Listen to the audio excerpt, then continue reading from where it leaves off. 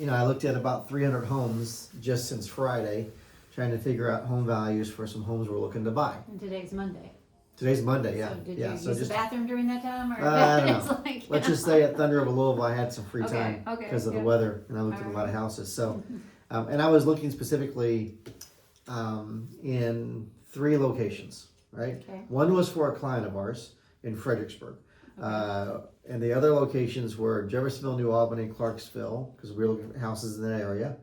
And then we were looking at a house in Madison. All right, these are 1,000 square foot to 1,100 square foot, 3-bedroom, 1 bath. But I also know the house I was looking at in Madison, for example, had a crawl space. So I was thinking, I wonder if I can add a 2-bath. So I looked at 3-bedroom, 1 bath, and 3-bedroom, 2 bath, all between 1,000 and 1,100 square feet. Most of the houses were built in the 50s, 60s, or 70s that I looked at. Okay. Something very interesting is occurring right now from some of the data I looked at. Right. Fredericksburg, 3-bedroom, 1 bath. The value of that home looked higher than the value of the homes I looked at in Jeffersonville and New Albany that were the same house. Right. Now, some of that had to do with how close the neighbor's house was. Right. And yet, it used to be, and you know this from being in the business now for quite a while, like me, we used to be able to see a stark difference between New Albany, or Floyd County, Clark County versus like Washington County. Home values were just less. Just like going from Louisville to Southern Indiana, home values are less, right? I think there's something going on here with the amount of competition that we're seeing. So, amount of supply in areas like Jeffersonville and New Albany, for example, and I saw a ton of houses that were 3-bedroom, 1 bath selling at $199,000. Right. Okay. Now, why is that interesting? Our very first flip that we did, 410 Houston Street, not spelled Houston, but it is pronounced Houston, in Jeffersonville, was a 3-bedroom, 1 bath, 1,000 square foot home that we flipped in January of 2023, and we sold it for $199. All right, and that was top dollar. It took us about 8 days to get that offer. That was top dollar at that time. If we are now back to homes selling at that price in that particular style of home, 3-bedroom, 1 bath, brick house. That was a wood house, actually. It wasn't brick, but that's interesting, right? And that tells me something about the amount of inventory we have right now. Here's what it tells me, all right? If I'm listing a house in today's market, I might be able to find comps, let's say for $220, right? But if I've got 5 homes that are just like it and they're all listed below $220, what's the value of my house? It's going to be less because, as in a buyer standpoint, they're going to be, if some are again kind of the basics, the square footage 3-bedroom, 1 bath, they're going to be looking at the lower one of, and just like anything, if you have them 3, whichever one sells less, that's the comparison from there on. For that, I think we're so used to, for so long, even as real estate agents, we've been used to a market where there was always more buyers than sellers. Sometimes a lot more, and sometimes just a little bit more. It's possible right now we're seeing some of our markets where there's more sellers than buyers. Right?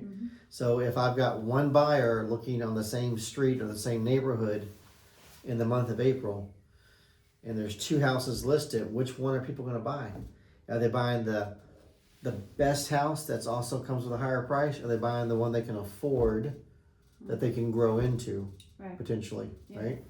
So the extra amenities in certain price points may not matter in this market that we're experiencing right now in this free market because of the amount of inventory. With this morning, my Monday market update, which I actually haven't published yet, said I need to remember to do that. Said that we had 1,115 homes. Right. That's like 40% more than we had just 2 years ago, right? And I think we had the same number of buyers that we had 2 years ago, right? But when you have that much more inventory and the same number of buyers, what does that mean? It means that potentially we have more sellers than buyers.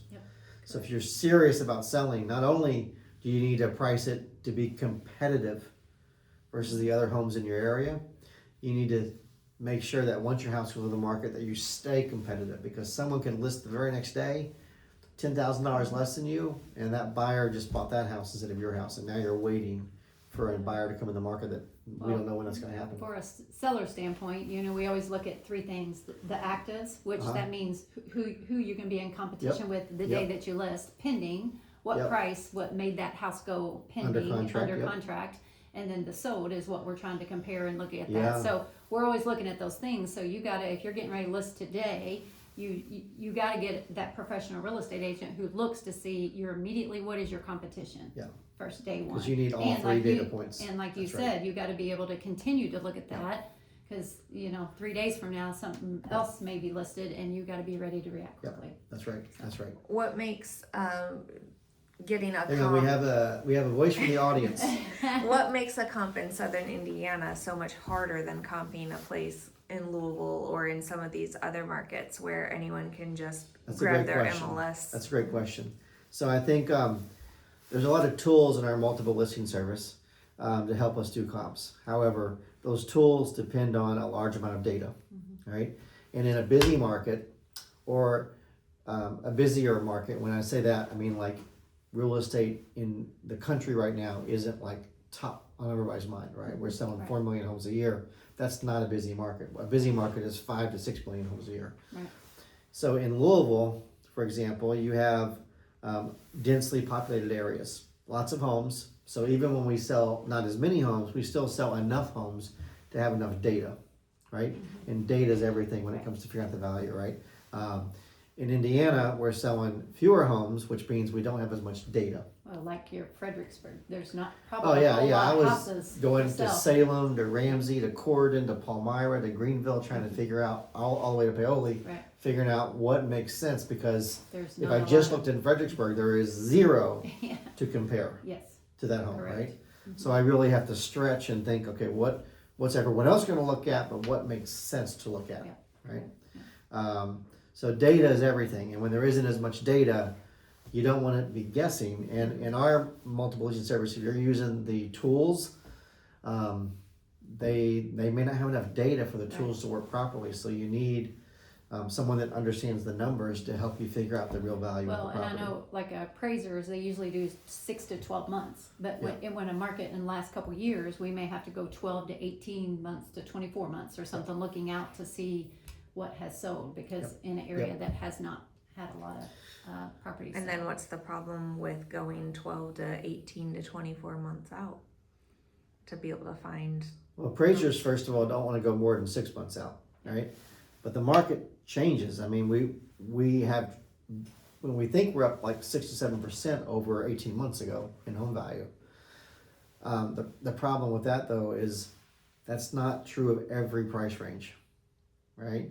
And that's not true of every area, especially with the amount of inventory we have. That's definitely going to change the value of homes. So we're not talking about a crash by any means, right? no. That's not what we're talking about. We're talking about the difference between $5, $10, $15, $20,000 though, which is a lot of money, right? For sure. If your home is worth $200, then it may only sell for $195, but it could still sell for $200, and that's your competition is really going to be important there to figure out. For sure.